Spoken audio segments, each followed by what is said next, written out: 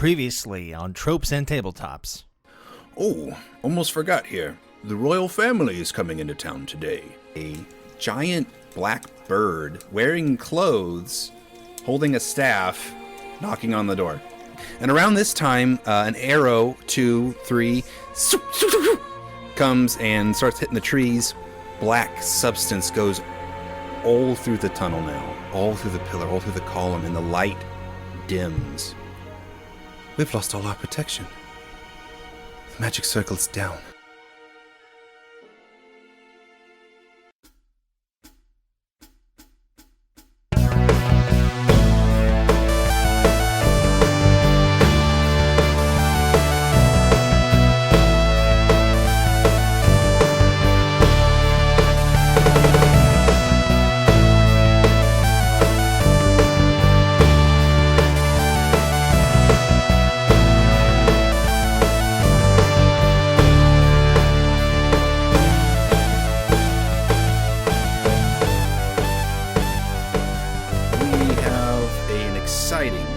Episode for you tonight.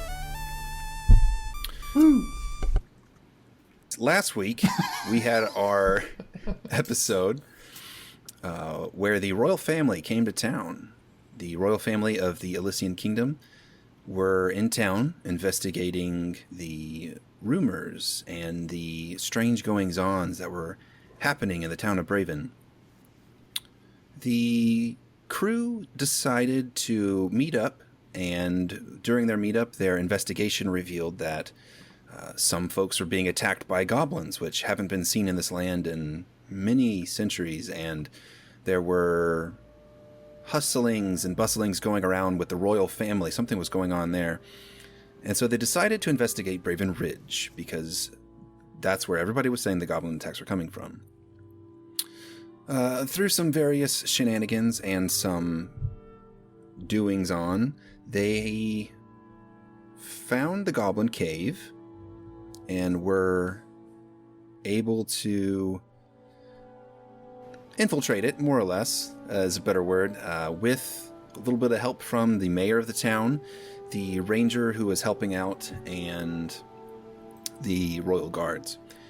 Now, inside the cave, they found a glowing pillar that emanated this pulsing bright light from within.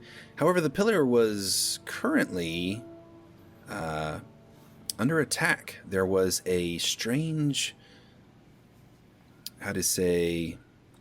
ceremony happening where a goblin shaman was standing over the body of the Elysian royal princess, Cassandra, and there was a tiefling man who was impatiently trying to hurry the goblin on, and when the goblin chieftain did fall to our brave heroes, he went ahead and stuck one of his blight daggers within the column, and the oozing blackness seeped within, dispatching the two goblins and the two goblin guards and the tiefling man.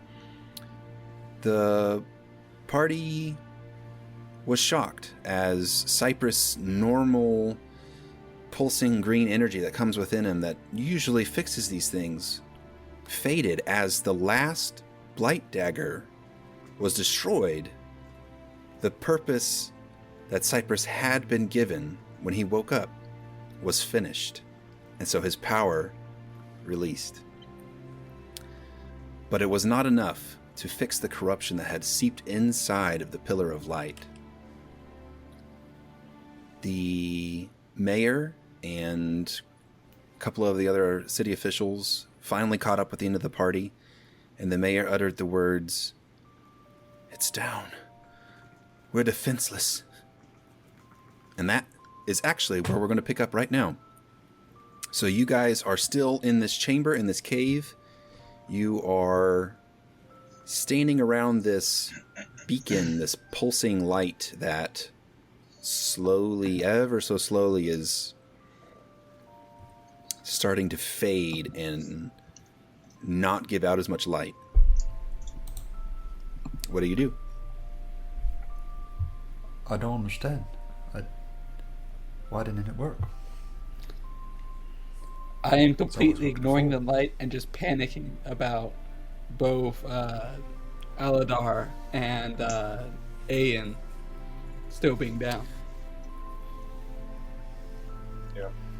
I think I'm just going to try to keep reaching out my hand and doing the channel thing again, even though it's not going to work. I'm a bit stuck on that. Has anyone checked on the princess yet? Oh, I don't believe she was in the party with us. Was she back at the town? So we're right there. We're there. Yeah, the Yeah. princess is literally lying on the altar right beside you, Cypress, because if you're touching the pillar of the column, then she would be right beside you. She's gonna get sacrificed. So I know Kiki is running over to her. That's what we had in plan, but we didn't get to flesh out. And I think that she's going to kind of check on the princess's health to see if she needs to do spare the dying, or kind of what she can do. Okay. Go ahead and roll a medicine check. Okay. So that is a 12 plus 5, so 17. Okay. With that roll, you definitely are able to ascertain that she's alive. She's breathing very shallowly. It's like unconscious. Like, obviously, they needed her alive for this ritual, and so they didn't kill her. But it seemed like maybe they just, were mid-ceremony, and you killed the guy who was about to offer, so... I want to investigate the tiefling. Basically. But kill her at the right time is what you gather. Yeah. I want to investigate the tiefling body to see if there is any kind of evidence as to what the plan was or what's going on with this. All right, roll an investigation check. I will do that.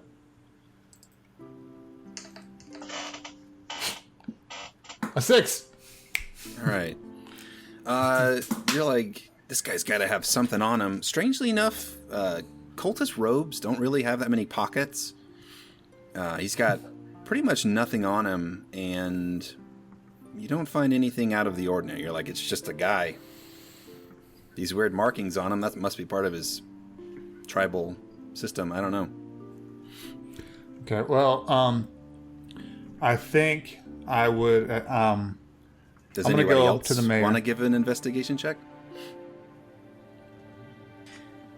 I think I'll go ahead and look the bastard over.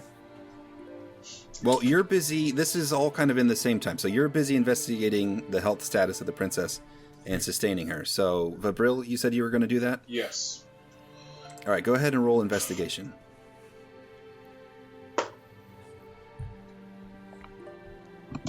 Seven on the die. Plus 4.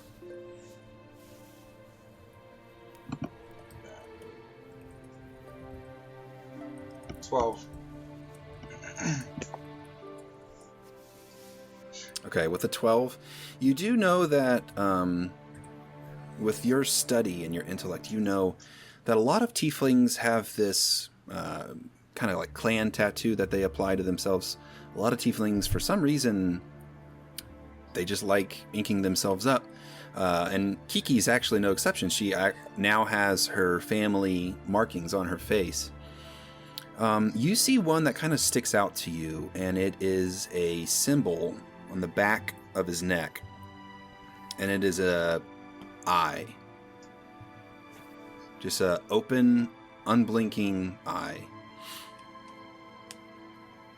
And you've never seen anything like that before. You're like, this isn't just like some kind of tribal marking. This might mean something.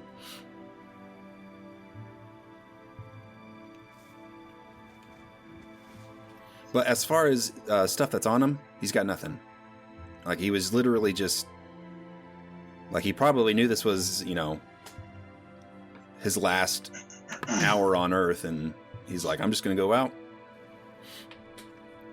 Okay. Well, based on my keen mind, I am actually going to take a visual shot of the symbol.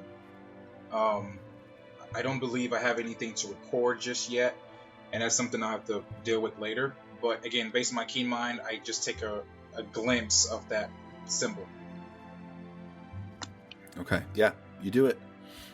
You burn that image into your mind. You lock it away in your... You don't really have a mind palace yet. Maybe a mind split-story house. There we go. I'm going to walk up to the mayor and say, I think we need to prioritize getting this princess back to the temple. We got to get her to my dad just to make sure everything's safe, because if something happens to her, this won't be good with the royal family being in town. So I can take her back there with some guards if you want, but I think that's the first thing we need to do. The mayor looks at you and says, "You are indeed correct. My shock at seeing the magic circle failing must have completely blanked my mind for a moment. Yes, no, you won't have to go back by yourself. We should all head back to town. We have much to do."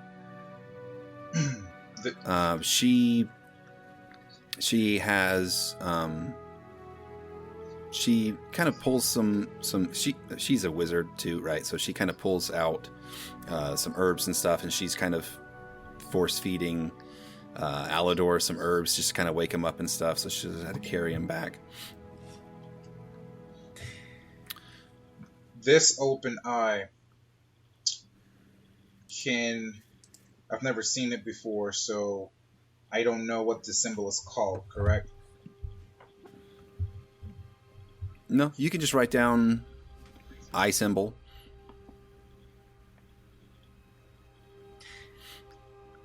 All right. So who's is next? Ayan still just face down in the dirt?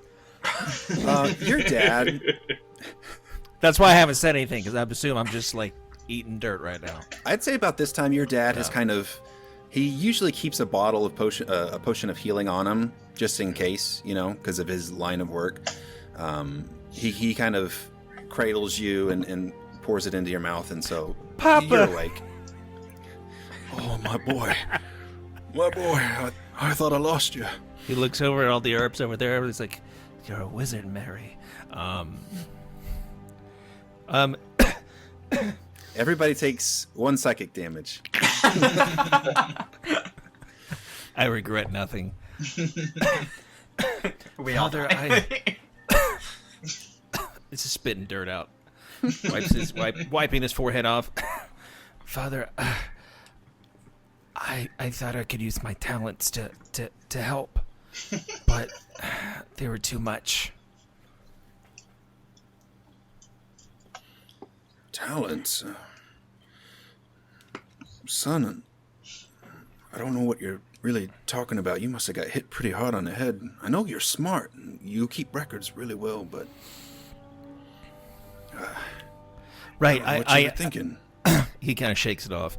Yes, my talent for observation and discerning a crime scene. I figured I could help quickly to stop what was going on, but it was too foolhardy. I got ahead of myself, and then I don't know what happened.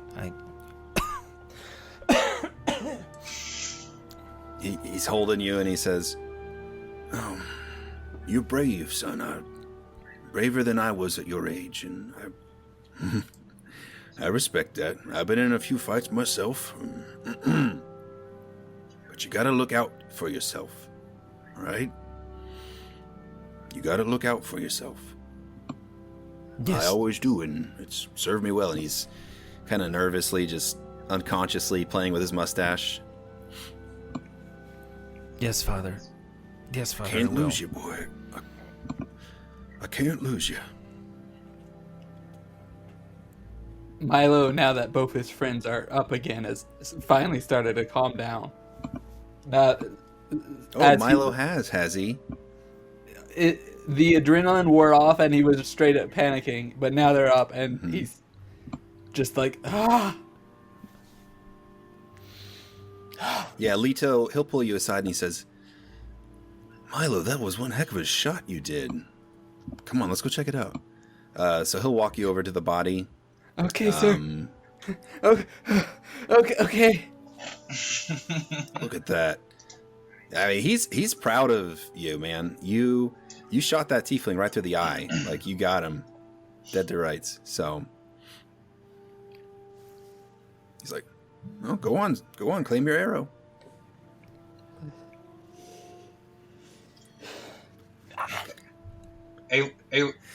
Alon. Alon, you awake? You there? That's not my name, but yes, I'm awake. My name's Ayan. We grew up together. Wait. We've known each other for literally years. You mean Alon, the legendary hero from 150 years ago? Alador says as he kind of comes to. It's just a funny nickname. It was. Yeah, you're gonna make the mayor really upset with that joke. It was some. No, true. Was It was. Rebuild the one that went down? Took the shot on the head? No. It was supposed to be Alador. Sorry. Oh man. Alador comes to and he sees that his mom is cradling him and he's just like, well, that didn't go as planned. Is she all right? He's kind of motioning to the princess. Kiki, is she all right? I mean, I would say, what the hell were you thinking?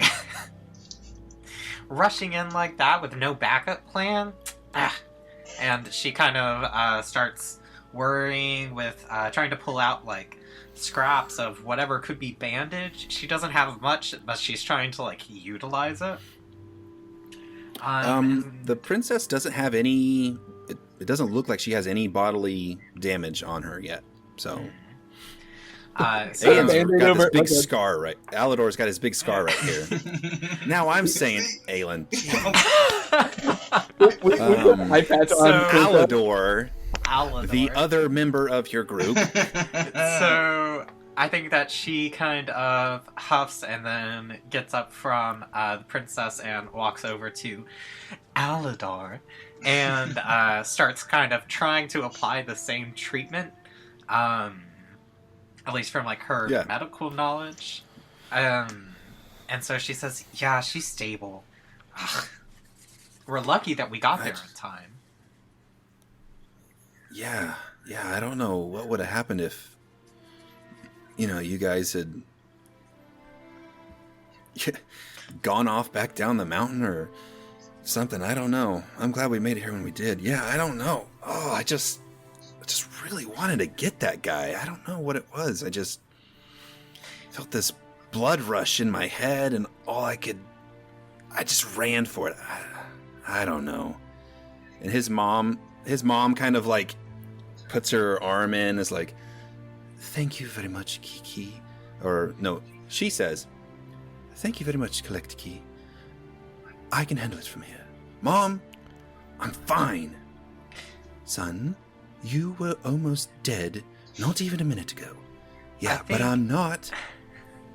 I think that Kiki actually interrupts and says, we're your friends, Aladar, right? Right? Yeah. I thought so. So Obviously. You can rely on us. So don't. Well, I was. Don't go rushing in anymore. I was at the back of the group. I had to do something. All I have is a sword, and he pulls out his sword, and his mom is like, "Well, we'll have a conversation about that soon." Everyone, we have lingered here long enough. Please gather whatever belongings you may or may not have left here, and we shall depart. So, hold up. Stop the track. That, and she points to the column. What was that? You said something about the barrier. Yes. The magic barrier that protects our town. Listen, we shouldn't linger here any longer. Cypress, would you mind carrying the princess? I want to ask the mayor if we should bring the knife with us. If that's something, I don't know if she has the one that was in town from a couple of years ago, but it shatters. That might be a good idea to study. I believe it goes shattered poof. when I Okay. tried to. I saw it channel on the map. I wasn't The sure. one that I had pulled out from Alador's chest. That one shattered too. No, that one.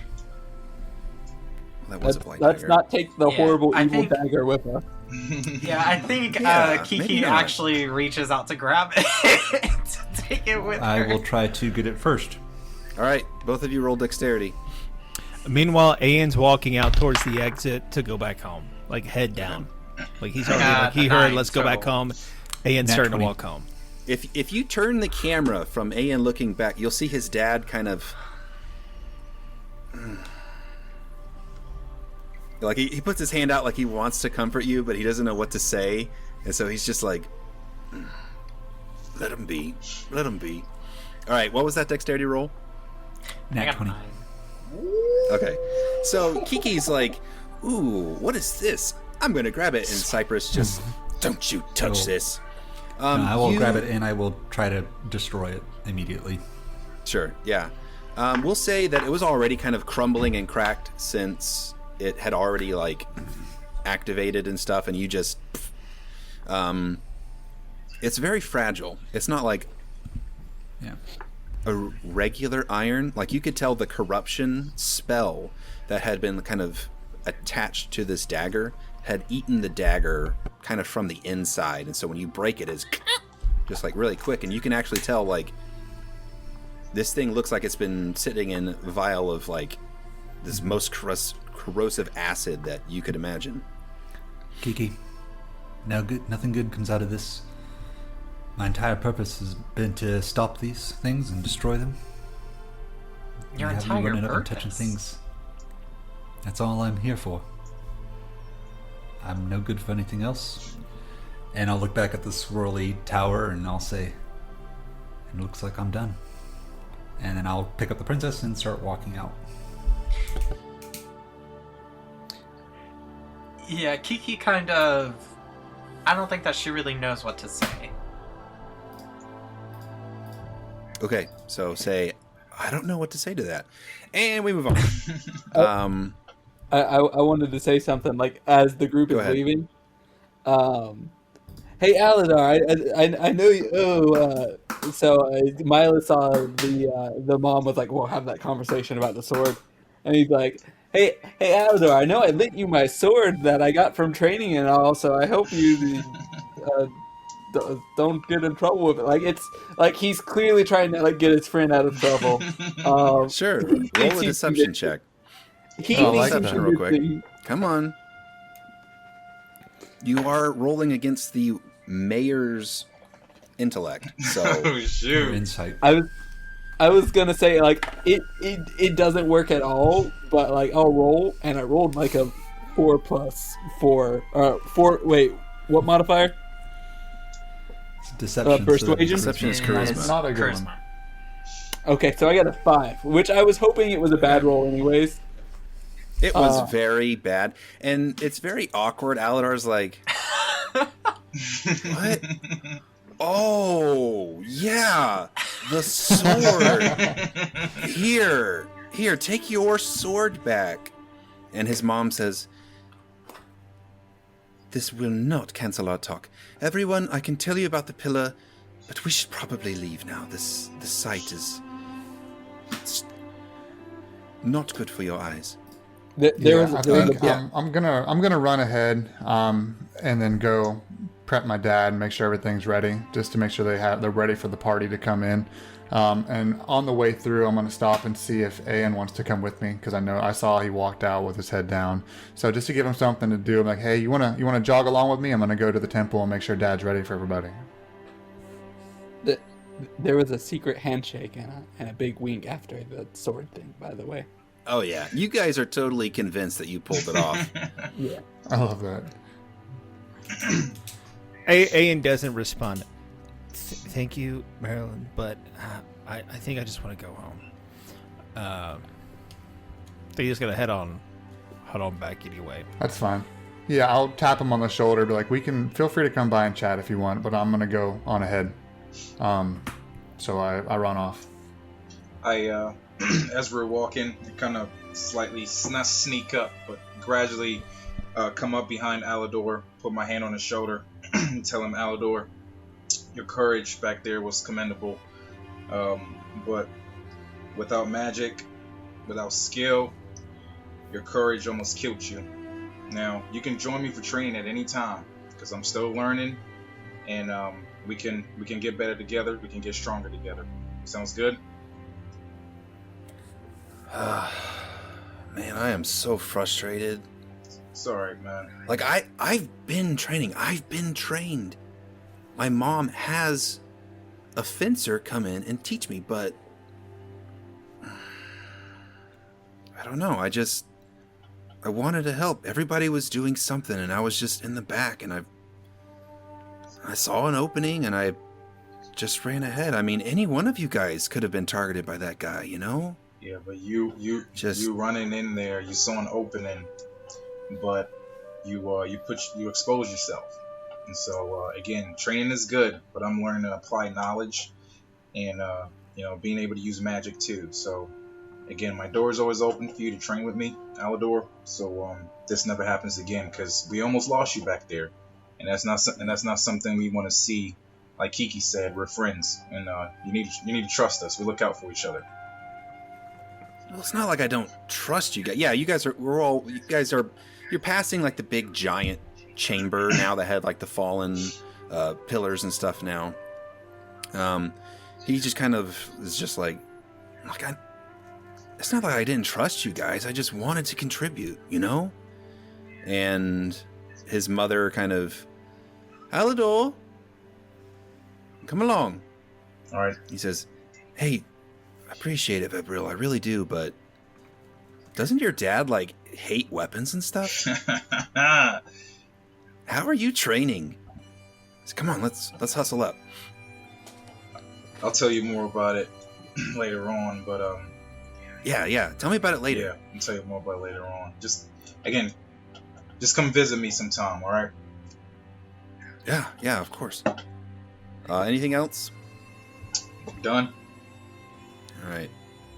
You guys all kind of head out, and you are at the entrance of the cave. You see the guards. They've kind of neatly stacked up all the dead goblins that had attacked from the outside that pushed you guys into the cave.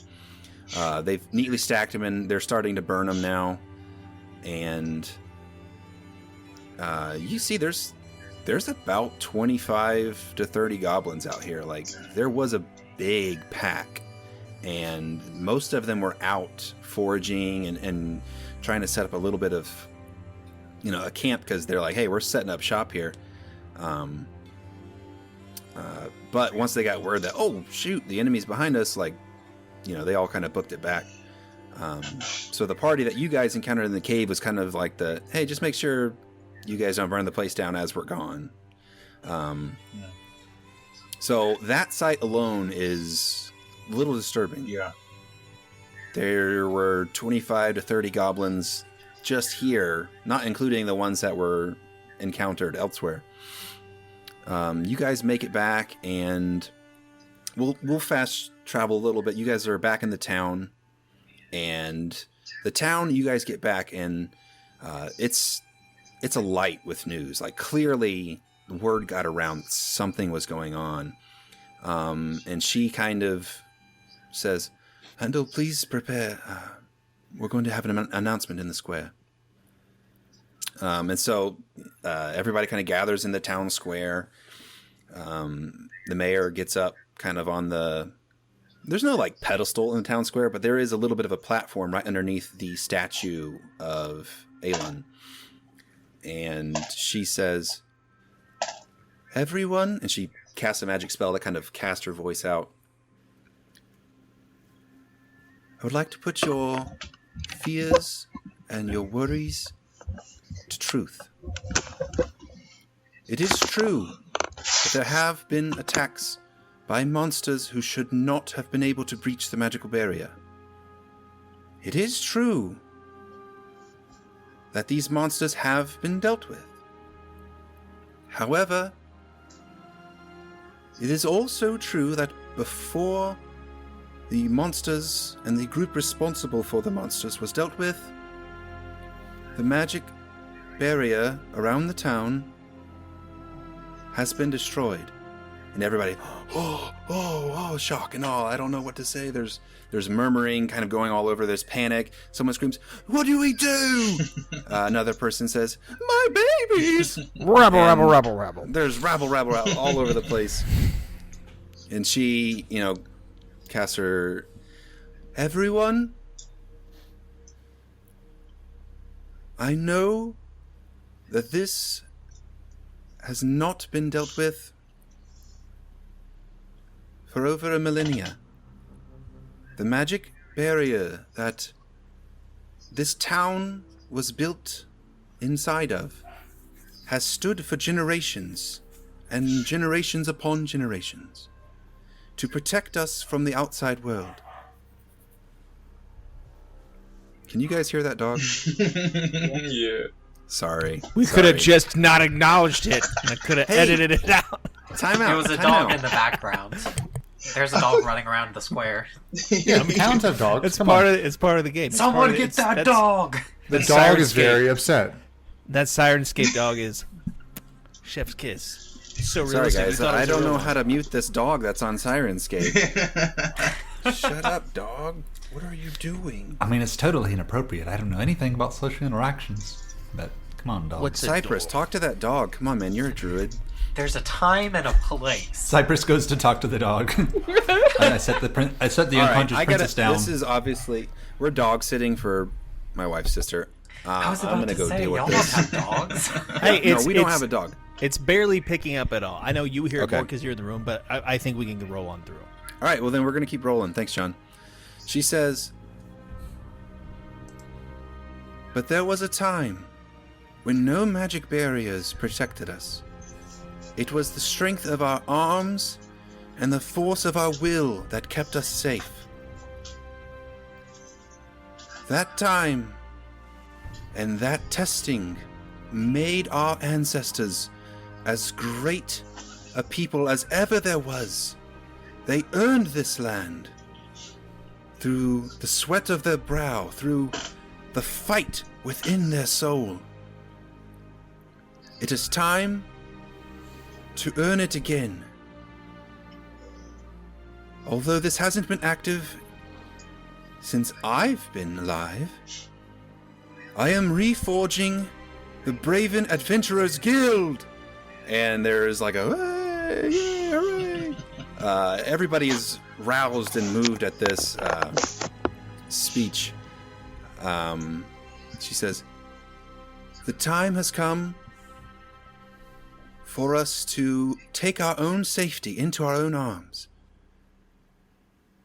It will be hard, it will be difficult, but we will strive and struggle to keep you safe.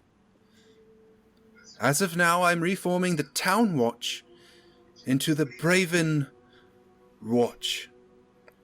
And all the town guards cheering, "Yay, yay! We get to do more besides just sit in the town, hooray!" And everybody's kind of excited. They're anticipating, like, "Hey, yeah, all right, this is good. Well, it's bad that the barrier is down, but hey, they're really emboldened and impassioned by her speech. She says, "Be on your guard. Stay vigilant.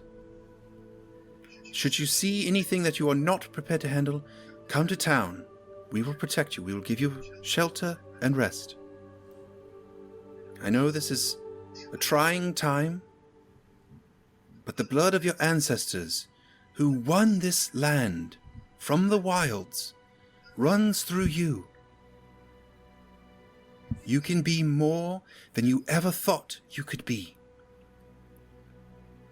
And with that, she kind of finishes her speech. She makes a few more references to Aelon because, obviously he's like the best hero ever. And they may or may not have had a thing 150 years ago. Just saying. Wizard She is. I mean, she's never denied any questions or rumors about it. So, she makes a few calls back. It was the hero Aelon and myself and our party who, we went out into the wilderness and adventured and stuff like that. Alador.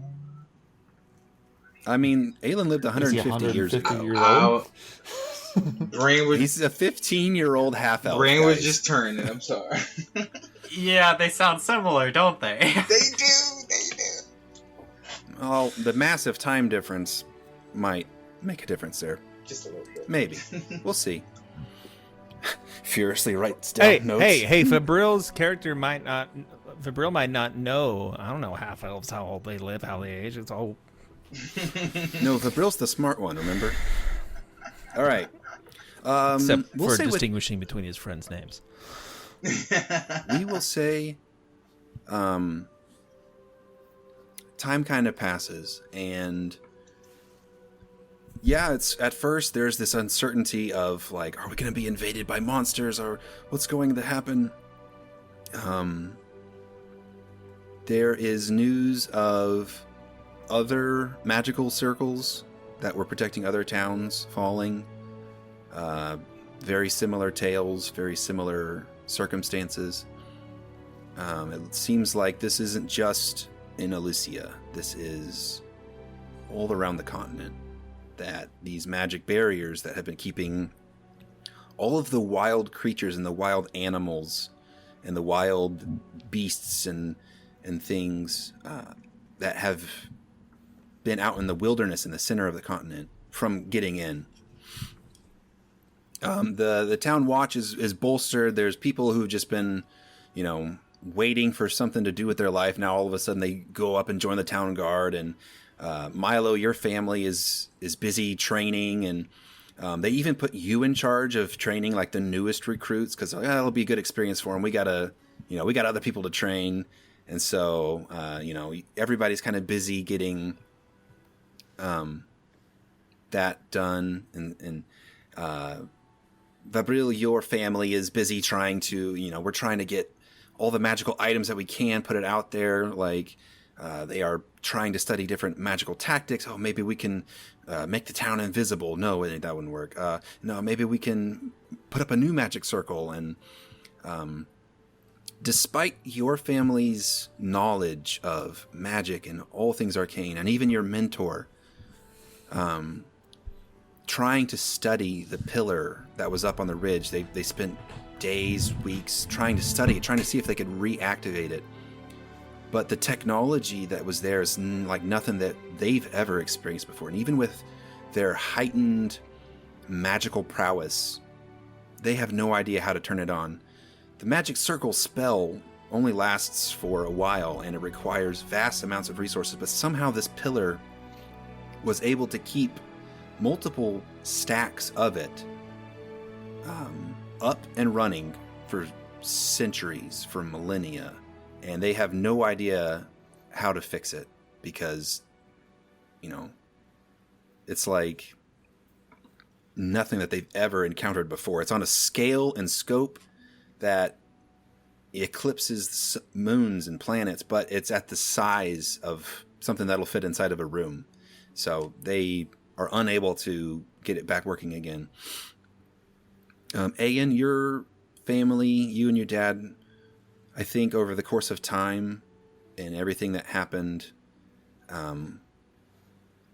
you guys are very diligent in trying to organize information because when information is unstacked and unsorted and someone's under attack here at this village from some gnolls or something, and word doesn't get back to the town guard fast enough, or there aren't reports for this and that, you guys are the infrastructure that is keeping this town running. Would you say like in our kitchen, like on the wall, there's just like this mapped out board of just like yarn connection dots and maps and locations? Oh, all over the place. Yeah. You say you have like little pins that say like lizard folk sighting here, possibly 2 to 3 like up here on this side, and then there's like a little orange string connecting it to another one that says like, oh, was that an owl bear? I don't know, maybe over here. And you have the whole like kind of map of Braven.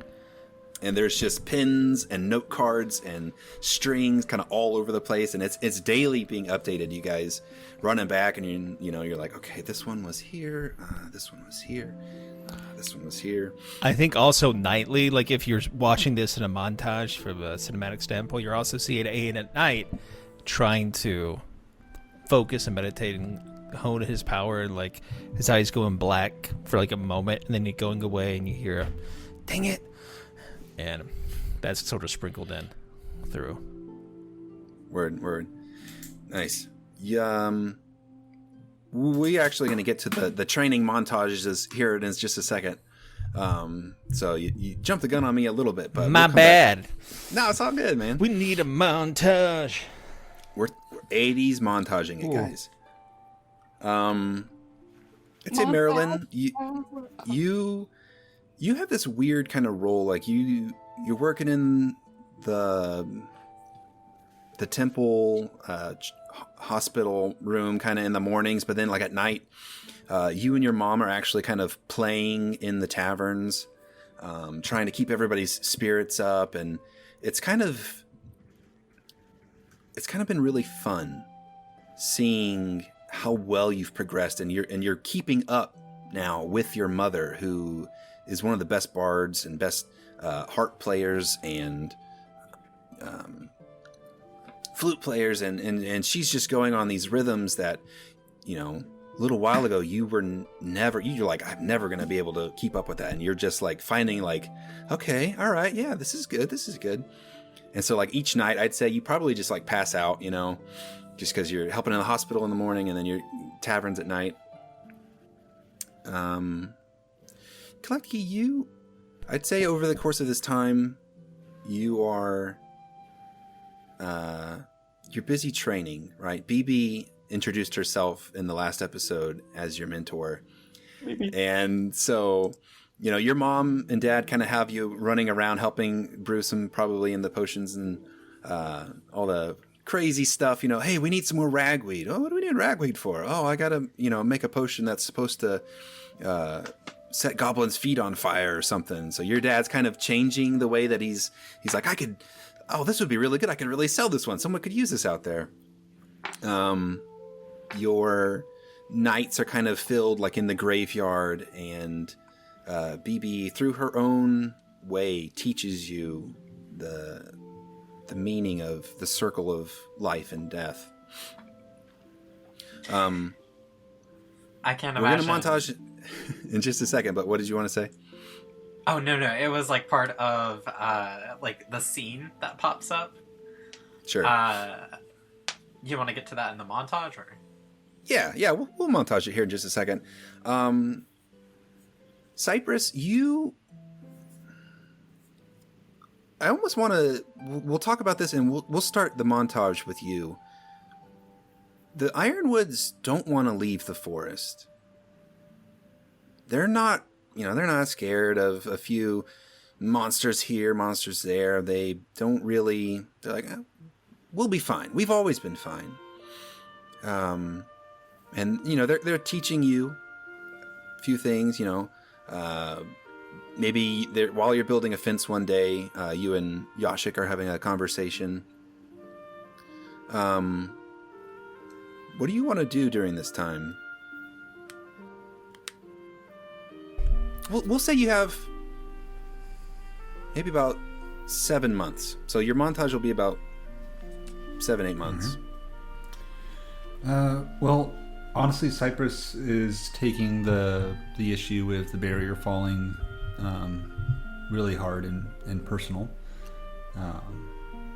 That was his whole purpose, and he failed, and now everyone's lives are far worse for it. He's doing what he can to learn, and just try to figure out what in the world. So a lot of sitting and thinking for like a day or two, and learning what he can. I think he's lost in a lot of headspace right now. Sure. I think over the course, you maybe spend a couple weeks at a time, maybe just kind of sitting and just staring, you know. We'll say at the end of your montage, it's summer has just around the corner. The talks of the Hero Festival is coming up. It's right around the corner. It's coming up soon. And you're just not feeling it. You're like, I have no relation, no tie to that.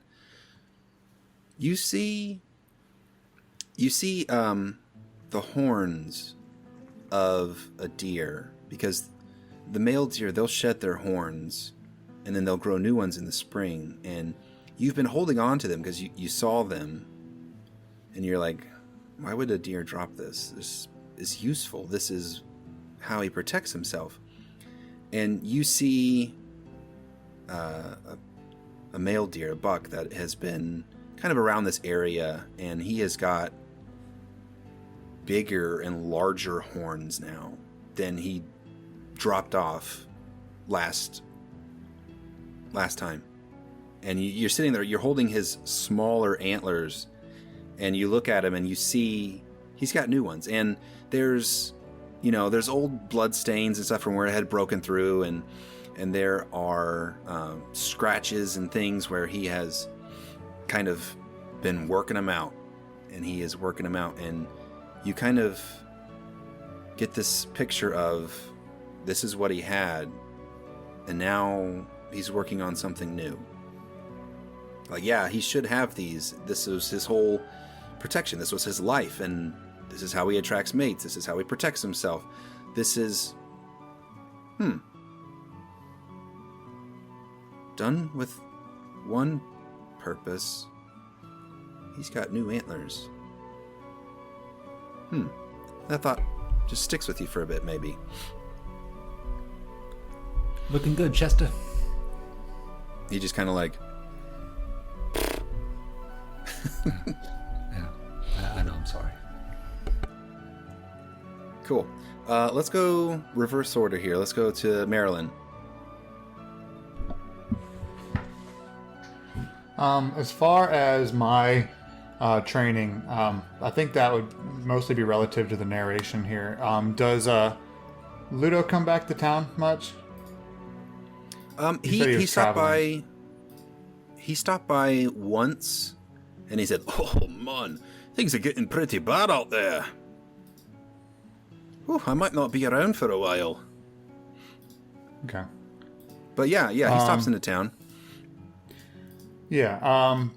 A lot of what I wanted to do was catch with him as soon as I could, and see if I could work with him, learn kind of the trade and the menagerie, work the games, work the crowds.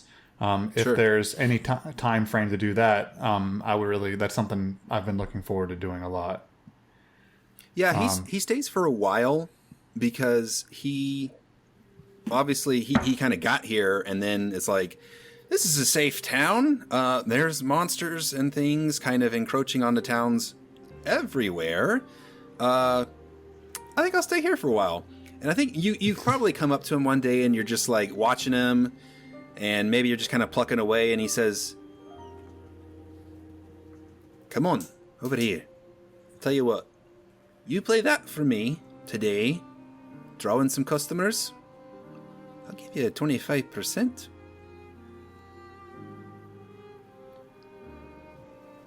35, and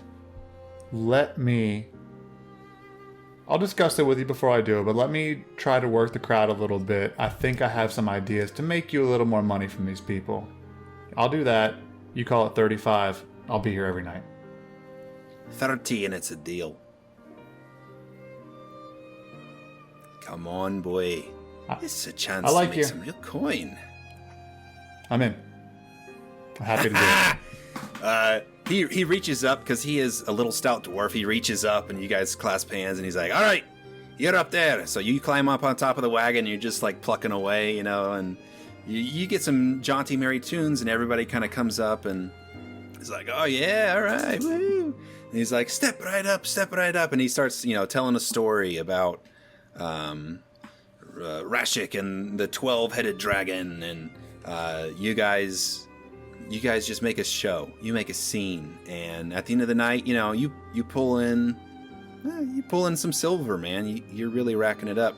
It's almost enough to afford that new loot you've had your eye on. I like it. So yeah, with that, I want to talk with him as much and doing this as much as I can, and then as far as expanding just my ability to know a little bit of this and a little bit of that, I want to maybe help with him during the day, working some of the games, like how he had me throwing the ring toss and stuff. I'd like to practice my cantrips and practice a couple of my first level spells. Just manipulating the crowd, helping this game work, helping that game not work, and learning how to just work people. He gives you the whole back scene behind the circus, all right, kid, here's how we scam them. Yeah, you get the full, you're basically a roadie now.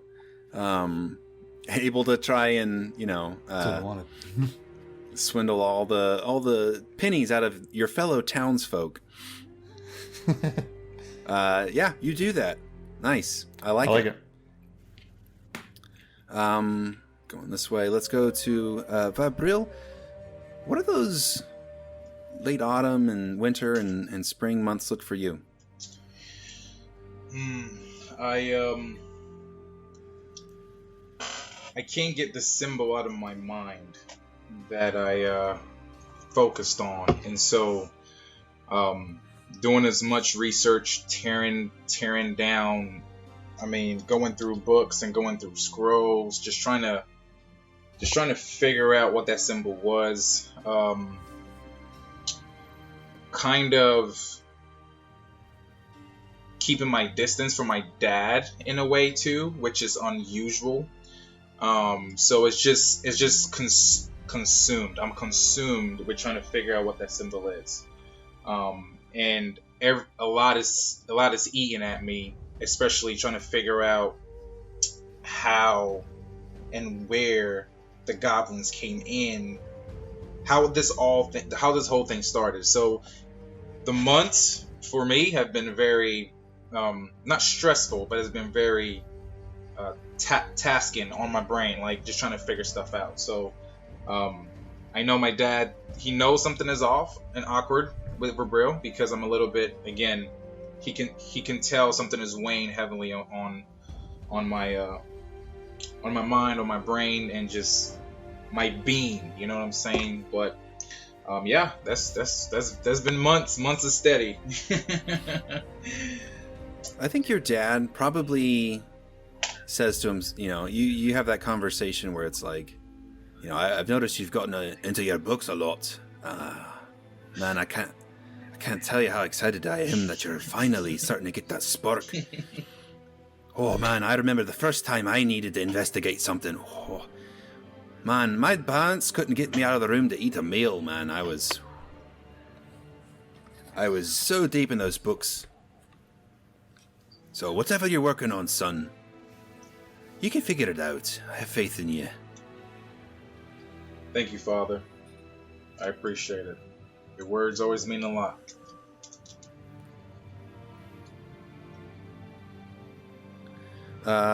Nice. All right, moving on to Kiki.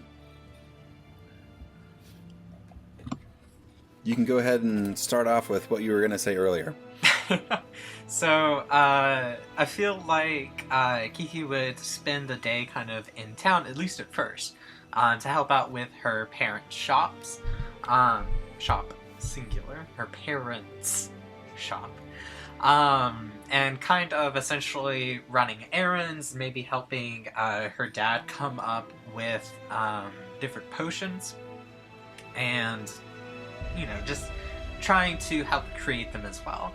And I can see her at night kind of in the graveyard with BB, just kind of sitting there quietly, and she's trying not to fidget, and every time that she fidgets, BB smacks her arm to try and get her to be still and focus, and just trying to teach the the different cycles and to focus on the cycle of everything has its beginning and its end, from the grass and the ground to the animals and the tree to human beings and all of those other creatures. And of course, this is kind of like spoken in a broken kind of way, and so Kiki's had to like try and piece everything together. We'll say you're sitting there one time, and she often has you a lot of sitting, and Kiki doesn't like just sitting and meditating, right? No. So you're kind of fidgeting. I wouldn't say BB smacks you on the arm. No. She kind of gently lays her feathery arms, kind of like, peace. You'll do well, kid. Peace. I think that... Oh, sorry. Go ahead. Oh, I was just gonna say, like, Kiki kind of, like, you see her, like, eye twitch a little bit as she's, like, trying to... It's like the, what is it? The inner peace, like, from Kung Fu Panda, when, like, he's trying to, like, meditate, but, like, can't. What were you gonna say? Well, BB teaches you through these weird kind of like weird ways. You're into it though. I think you're sitting there and you're meditating, and she kind of, we must go. Now's the time. We must go. Now's the time. And she kind of like just starts walking, and you're like, all right, here we go. She takes you to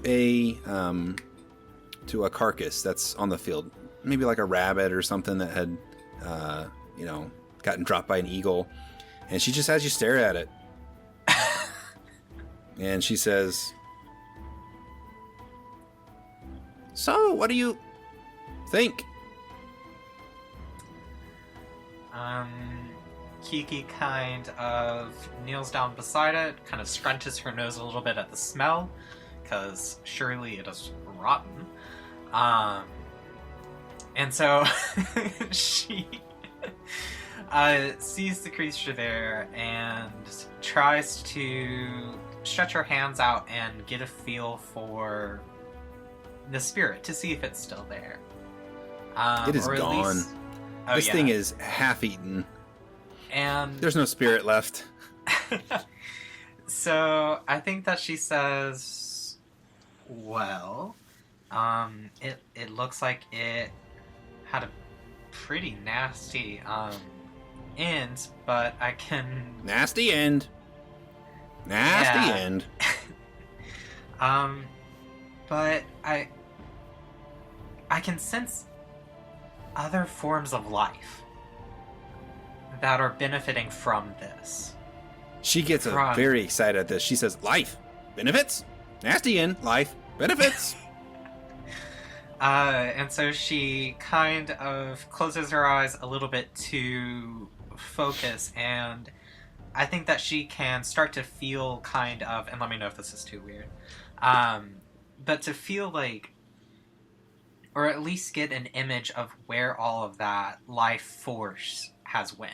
And it's feeding into the bugs, it's feeding into the maybe mushrooms starting to pop up around the corpse. It's feeding into the beasts that have feasted on this. Yeah, and she points with like her little cane, and life, benefits, life. And she's like, look, something's changing here. And she points up to the sky, and you see a couple of buzzards. Benefits, life, nasty end.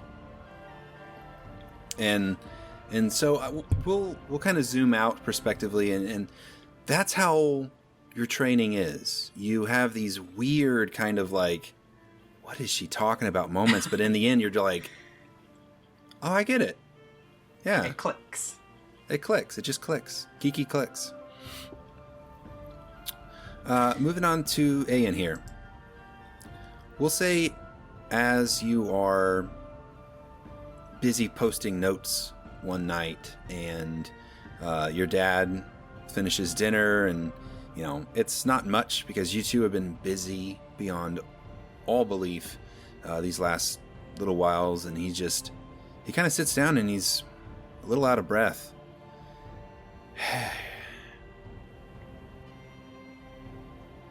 What is it, Father? I don't wish this had happened, but I wish it had happened when I was a younger man.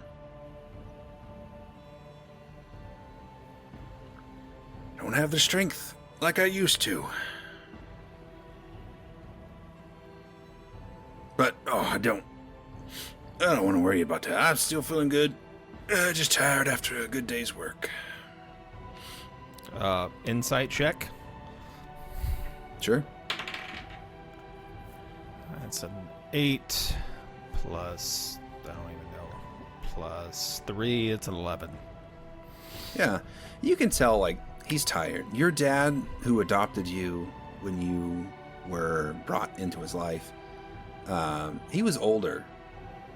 And now that you are getting older, he is also getting older. And, in those small moments where you have, you're busy and you kind of see him, and usually he's kind of rubbing his knee a little bit, and he's, this is a young man's game, Well, good thing you have me. I do have you, son. I do. Dad? Have I ever told you about the night that I found you? This is completely up to you, by the way. He either has or he hasn't. I know you said you found me at your doorstep, but you never said anything more. It didn't seem like you wanted to say more, so I didn't press.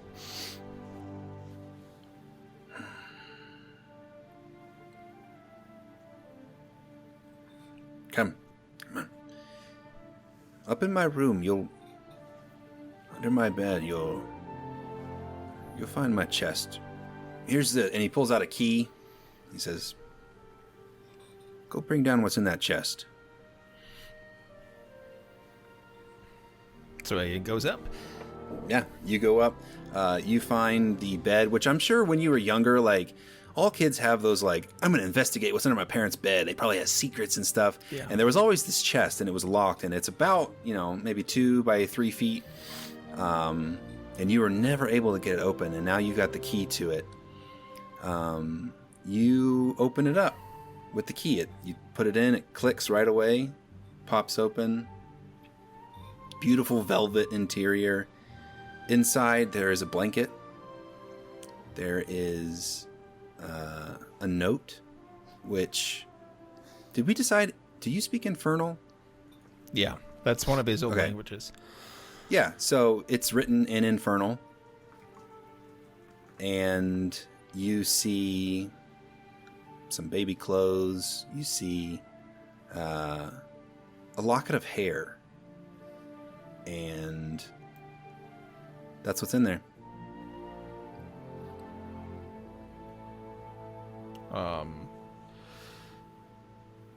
He's gonna, kind of walk down the stairs with it and kind of sit at the base of the stairs where your feet are on the ground and have it right in front of him and kind of lug it through.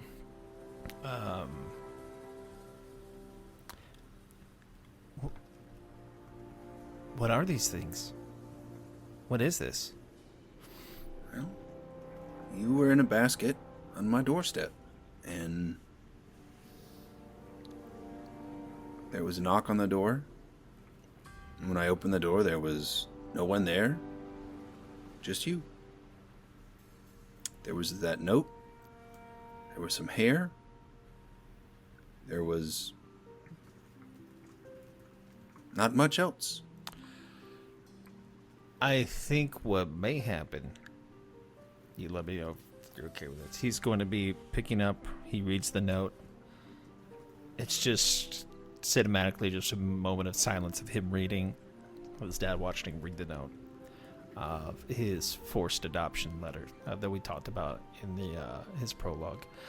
And he's going to pick up the lock of hair, and when he does, he's holding it. And then I think you see his eyes roll back, and his eyes go black. And he passes out for a second. And I think he might be given some sort of brief, not a full-on vision, but a glimpse of a face of a tiefling. We'll say you have this picture. You're holding the hair that's there. We'll say you got the letter in one hand, you're holding the locket of hair in the other, and you do see what you imagine to be this mother of yours, and you see that she's smiling, or you imagine that she's smiling. Yeah. You picture her as she's smiling as she looks down, but there's tears in her eyes. It's raining. Somehow it's like, it's just raining. And you have this mental image in your head of this mother who has tears in her eyes. She's smiling. She's speaking something in Infernal, but your mind doesn't quite grasp it. And then you see her eyes go black, and she vanishes. And I think at that moment he kind of sits up. Now see, that's not the first time I've seen you do that, son. That little thing with your eyes. Maybe it's just it's a tiefling thing. Maybe it's something we do. You're smarter than that, boy. I raised you smarter than that. You have some kind of destiny. Some kind of pathway that, well, it's let me walk along beside you. These last 16 years, and I'm just grateful. Whatever it is that you gotta do, son, I'll be all right. I'll be all right. He, again, stands up from sitting down. He, walks over to his father, and just puts a hand on his shoulder and just says, "Thank you for everything."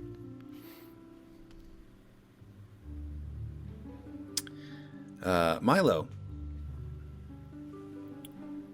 I kind of gave a brief summary of kind of what your family's probably doing during this time, but I want to hear how you're handling this time, these few months where it's busy, it's chaotic. What are you doing?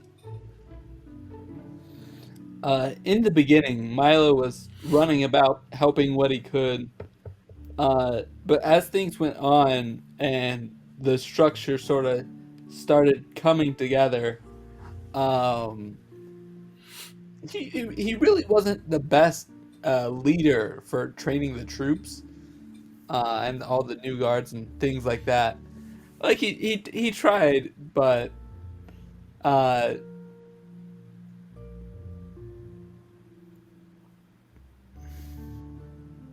it just he didn't tried. work, huh? Okay. We'll say during this time as well, where you are trying your best, and I'd say Lido probably steps in a lot more than he wanted to, where he's like, actually, Milo, it's like this. And he's like, Milo, I got nothing but respect for you, kid. You done real good during these times, and I think you just might need to apply yourself a little harder, you know? Or maybe teaching's just not for you, and hey, that's alright too. But he kind of pokes you on the chest. There's a spot for everybody. We'll find yours. Yeah, I'm not a teacher. I'm a hero. That's right, kid. A hero. Just like all of us.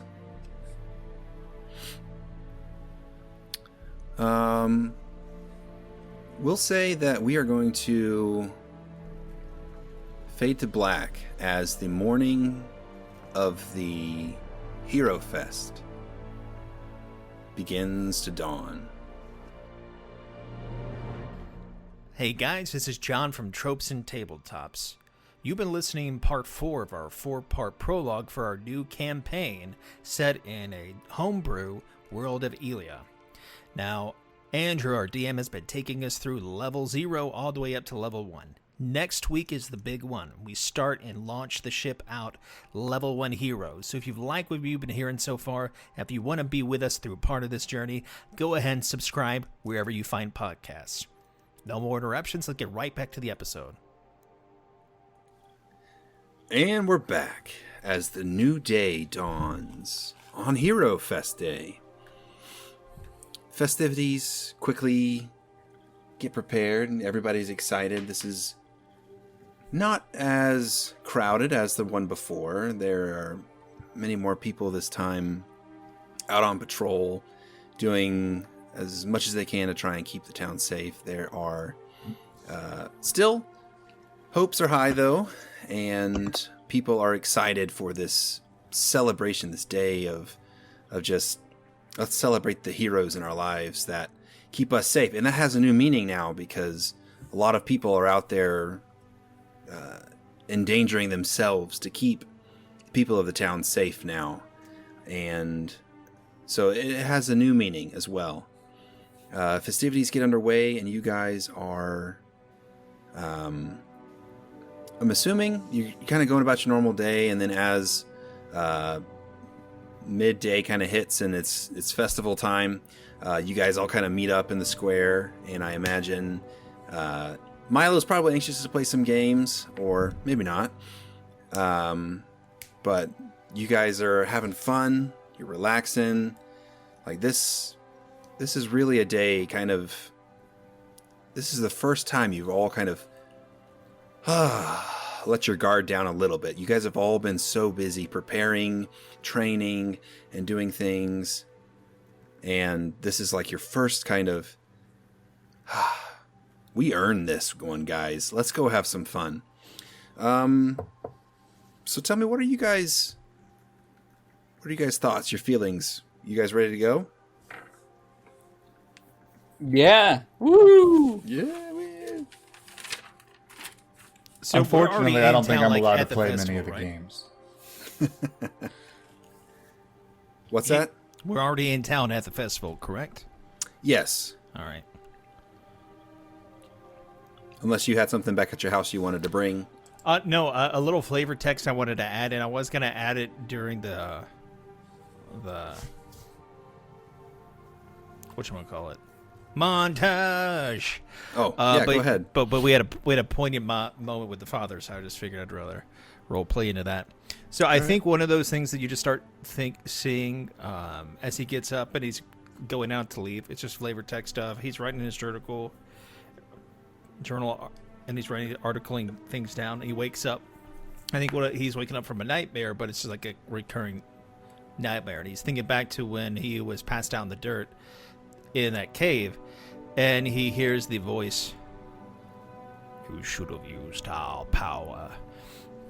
Our power, our power." Like that's constantly going, and he goes up in the journal and it's written multiple times, "Our power." And so that's just a little bit of a flavor text we wanted to throw it in there. And then he just closes it, puts on a smile, and walks out the door. Nice. We'll say we're going to rewind back actually a little bit. I forgot about this. Kiki, as you are sleeping the night before the festival, you have a visitor. This is a very familiar feeling, and yet you've never met this visitor before. You're dreaming, and in this dream you have this vision, kind of. You're standing in this field of just beautiful, gorgeous flowers, and you see that there's a beautiful river, there's a mountain way off in the distance, and you kind of more so feel the presence, more so than see or hear. There is this shining... Hold on a second. Mm-hmm. There is like a shining person. You can't see the face, you can't see details. It's kind of like this shining outglow who just materializes kind of beside you, but you've always known that person was there. I think that Kiki is sitting down in the field. She's laying back, kind of absorbing the sunlight. And she doesn't open her eyes. She knows who it is. And she says, It's lovely to see you again. You see a smile kind of on the figure's face. Like, yeah, it really is. You hear nothing. The person doesn't speak, but you get this feeling of like, it's been a long time, and I'm glad we got to meet again. And then the figure looks up, and you see the moon, the second moon, Eth, as it passes over the sun, and as it does, there's this look of panic in his face. And as the shadow cast down by the moon comes over this field of flowers, instantly they all just wither and die. And then in their place are thorns and spikes, and the water turns to lava, and the mountain over in the distance becomes a volcano and starts erupting and shaking the ground, and then you're awake.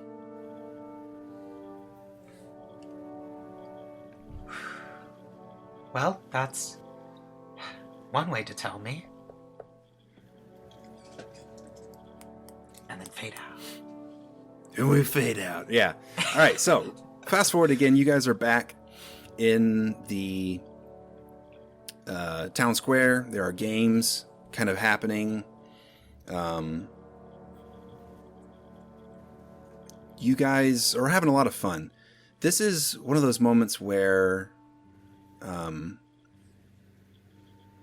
you guys, I'd say, Cypress, are you there? I'd say if the Ironwoods are there, I would have come along. Otherwise, no. Oh, yeah, totally. Like, they don't like living in town, but they love festivities and life and just having fun. So, like, you kind of escort the Ironwoods in. Little Nixie's kind of doing cartwheels and, yeah, come on, Cypress, let's go over here. I'll follow her around. Yeah. So your whole gaggle of friends kind of see you and call you over. Alador meets up with you guys, and he's like openly wearing a sword now, and he thinks it's like the coolest thing. He's got it like on his back, which every sword user knows. Like, you never wear a sword over the back. That's so stupid. He's like, guys, check it out. And he like pulls it out, but then like, as people who wear swords on their back discover, doesn't pull out all the way because his arm doesn't stretch out, and so it's like stuck, and he's like, dang it, hang on. And he manages to get it out, but it's not pretty, and it's not flashy, it's just awkward. And he's like, I got it engraved, check it out. So he shows you his sword, and it says like, only the strong may wield me. He's like, yeah, check it out, guys. Pretty cool, huh? Whoa! Milo's a good friend. Yeah. Aeon's gonna look at it very like cautiously, and here's what you're gonna see. You're gonna see like Aeon look, and then if he flashback, he's gonna flashback and look and think of him charging, like kind of like almost like mad, like overcome with the urge to charge at the tiefling, and all he can do when he sees Aladar is see him charging the tiefling, and it's just like it's a moment of he kind of shakes it off. Kiki, Is that one of those prizes that they let you win? Those little knockoff swords? Oh, you tossed the rings in. Good job. Kiki adds on. Yeah, you must have found it. You know, we should really return that to Lost and Found. It says only the strong. Everybody else picks it up immediately. Just really hound Milo's a it. good friend. You guys are not. Come on, guys. Cypress No, is just like- clueless. I want to get strong enough to. Don't worry, you can already Protect- wield the sword. Look, I know it's cheesy, all right, but I just saw it and I want to get strong enough to protect you guys, like you guys protected me. He kind of says sheepishly, you know, he's kind of like, I know it's stupid, but I want to get stronger, and this makes me think of it. Well, you I know, appreciate you, Al. cheese is good. Cheese is good. Jesus. Jeez.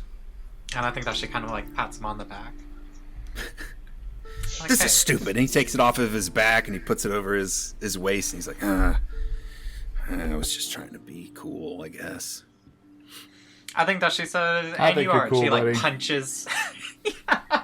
She kind of like punches his shoulder and then starts to like walk off. I thought she was supposed to heal people. Ah, man.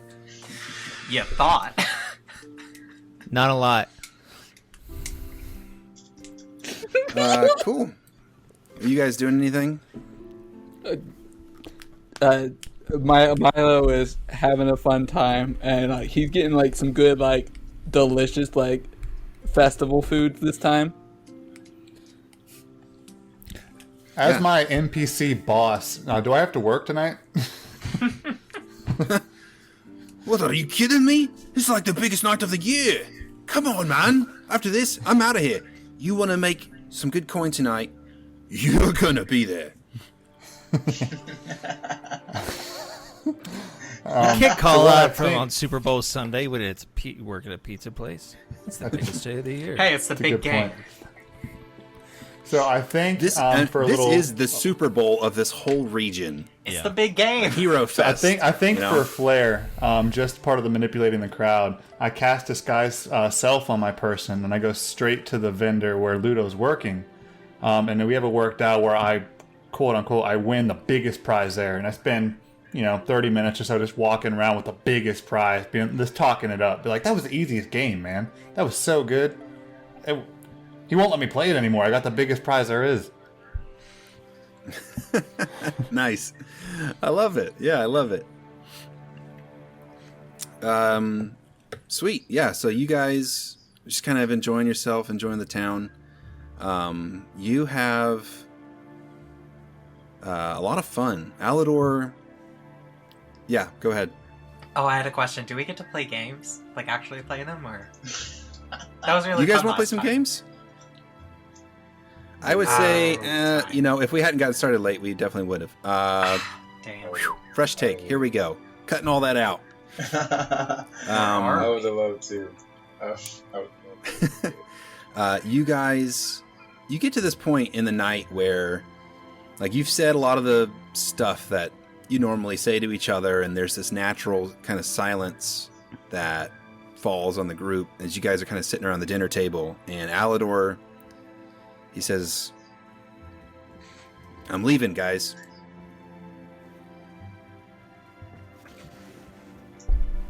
See you tomorrow. No, I'm leaving. This town, my mother. I just Where are gotta. you going? Where are don't we know. going? I've got to find out who I am. There's this passion and this fury inside me that I know it doesn't come from my mother, and she won't say anything about my father, and I gotta find out who I am. You know, I just gotta go. So I'm leaving tomorrow. I think Kiki I think she can understand. What with her parents and the past that she found works best for her. So I think that she just says, well,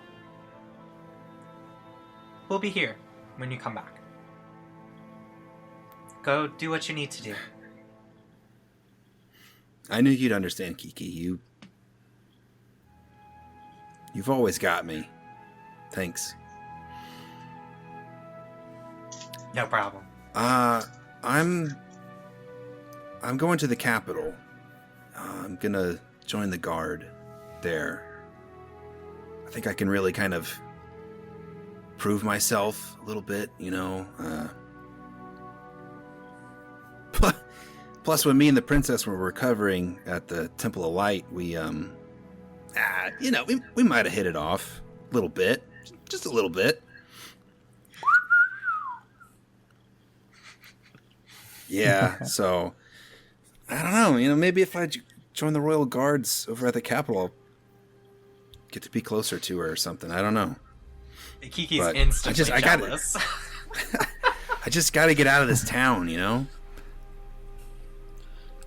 I'm gonna give Al one of my knives. Just say, hey man, you know, don't forget us. We're your friends, and if you end up marrying that princess, I'll perform for free. Come on, man. It'll be his wedding gift. I can't wait to. I don't want to, jinx it or anything. I don't know. I saw Kiki hit Verbril earlier. She hit Alador. Did they hit it off? I don't He didn't hurt That's not how it works. That's not how it works. The sun is setting now, and the first moon Lux is coming up. Eth is right behind it. So there's this beautiful moment where you guys are all kind of sitting around the table, and it just kind of hits you. Maybe not Cyprus, but it just hits you like things are going to be different starting tomorrow. I know, Vabril, you and your mentor have already started talks about when you guys are going to be leaving for your one-on-one training session. Alador has mentioned that he's leaving. Kiki, you're so busy with keeping your store running during the day and training, and and this new mystery is just presented itself in front of you, and your dad has also mentioned that he's got that internship in the capital where you could get some really good experience and maybe even find some answers.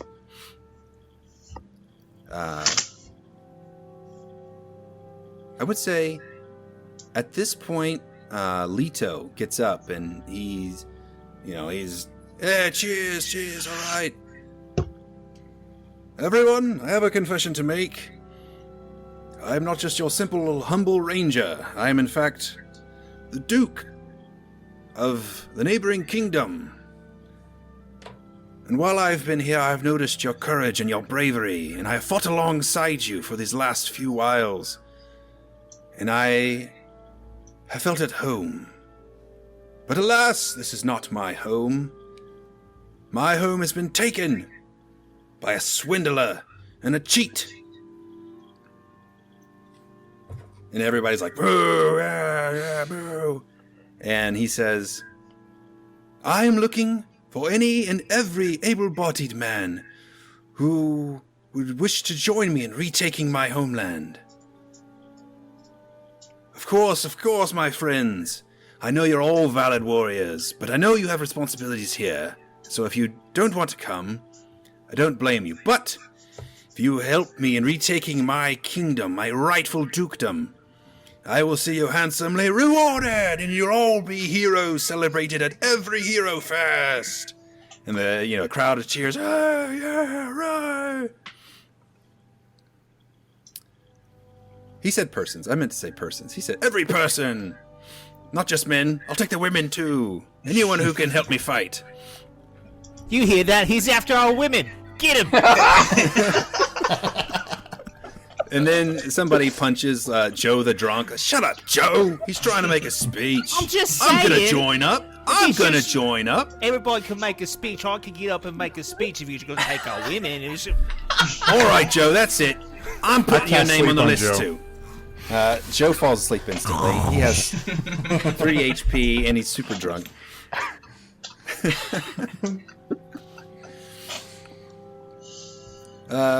So Leto von Atreyu is recruiting now for his army, and you see Tom, Marilyn, you see your brother Tom go up and talk to him.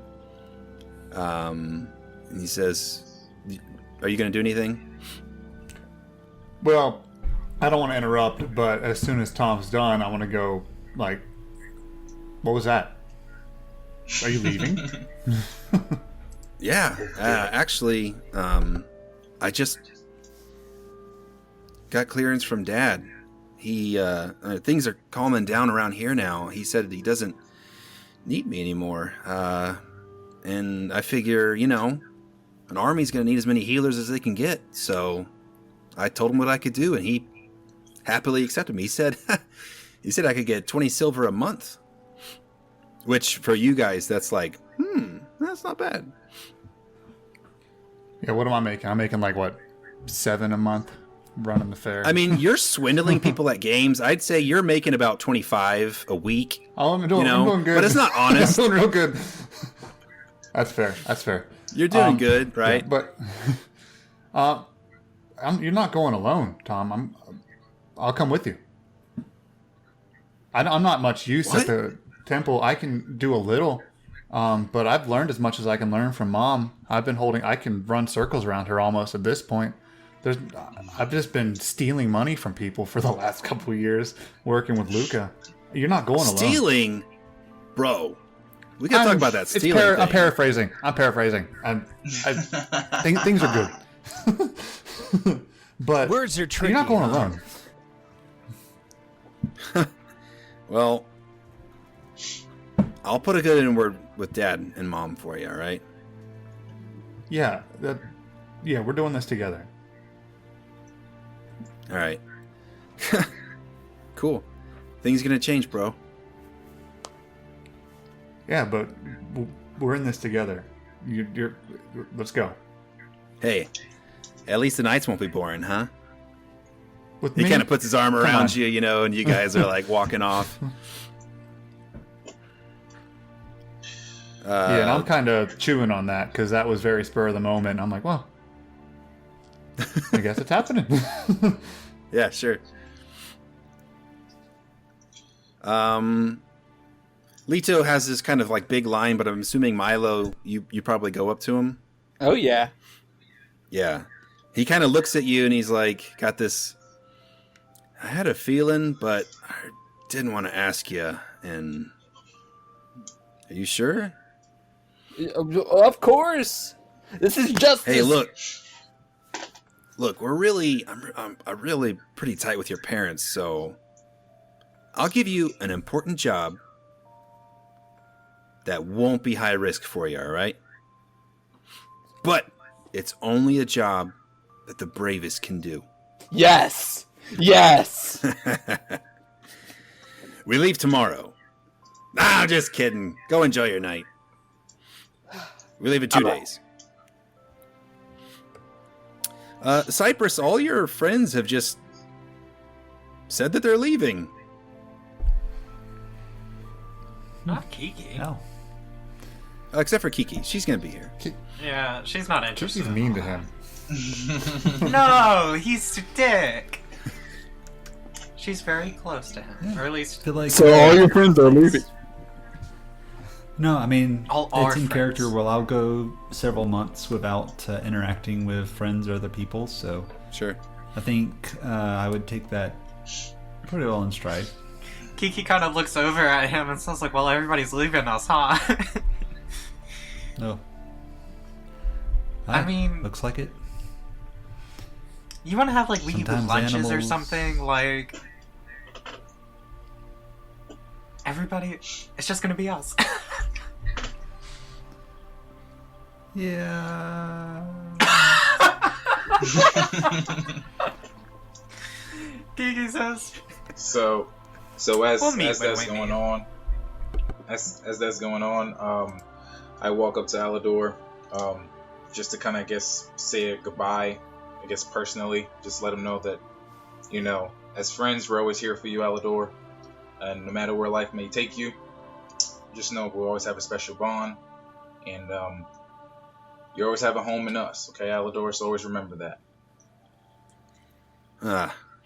But bro, you always say the most sentimental stuff, man.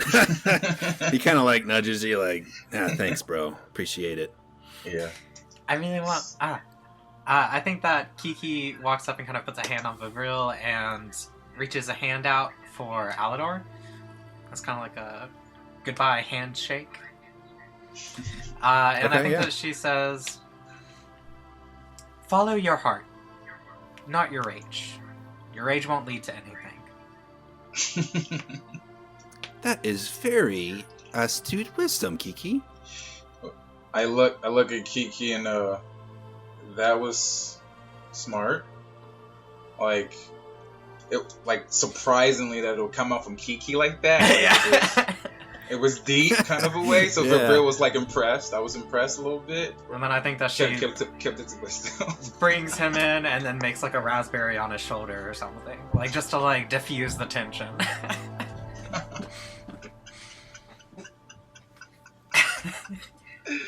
Oh man. You guys are the best, he says as as you guys all kind of move on through the night. Everybody right now roll me perception check. Ooh. Oh.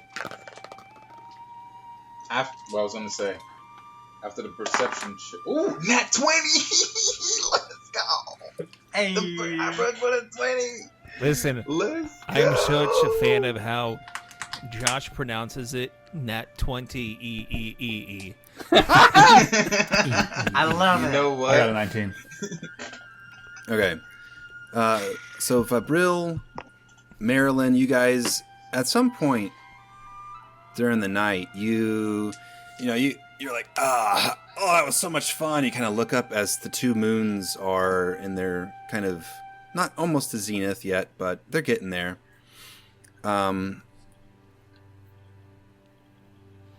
What? Fabril, you kind of, with a nat 20, I'll give you this. You see it as it's happening. A single solitary fissure circles around Eth, the second moon, from the inside. And now there is a line kind of glowing from the inside of Eth. And then it kind of dulls and fades.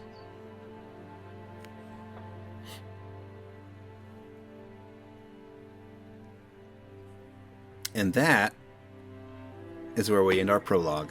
Oh my god.